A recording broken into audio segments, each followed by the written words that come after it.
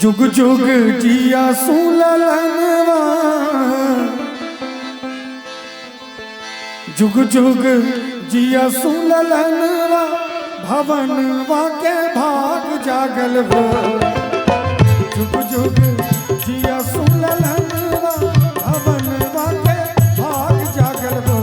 ललना लाल भैया, ललना लाल भैया, फुलवा के दीपक मनवा में आस लागल हो।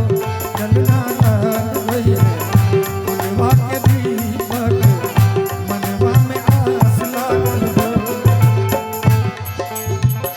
और ये बधाई आए हैं हमारे बाबूजी की तरफ से, क्योंकि बधाई गीत में ऐसे नहीं गाया जाता, कुछ ना कुछ दिया जाता है। देख लीजिए राजीव बाबू, फंस गए हैं आप। जुग जुग जिया सुललनवा, भवनवा के भाग जागल हो। जुग जुग जिया सुललनवा, भवनवा के भाग जागल हो। ललना लाल भैया, ललना लाल भैया, फुलवा के दीपक मनवा में आस लागल हो। ललना लाल भैया, फुलवा के दीपक मनवा में आस लागल हो।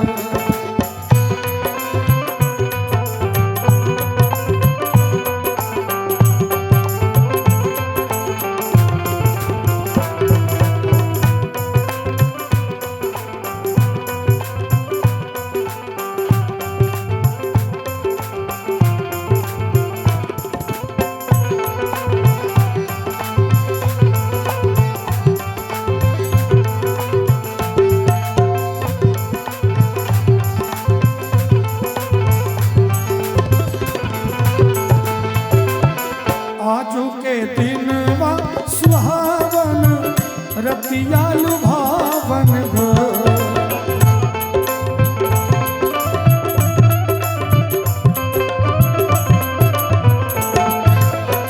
आजू के दिनवा सुहावन, रतिया लुभावन हो। ललना दीदिया के, ललना दीदिया के, होरिला जन्म ले होरिला बड़ा सुंदर हो। ललना दीदिया के, होरिला जन्म ले होरिला बड़ा सुंदर हो।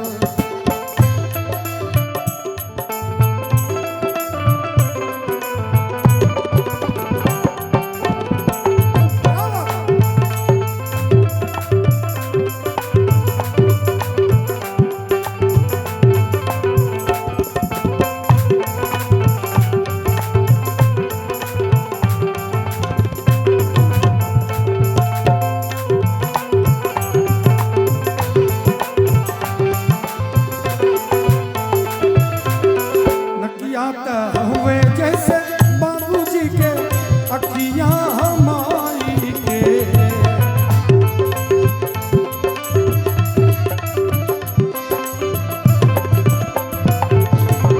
नकिया त हुए जैसे बाबूजी के, अखियां हमारी के।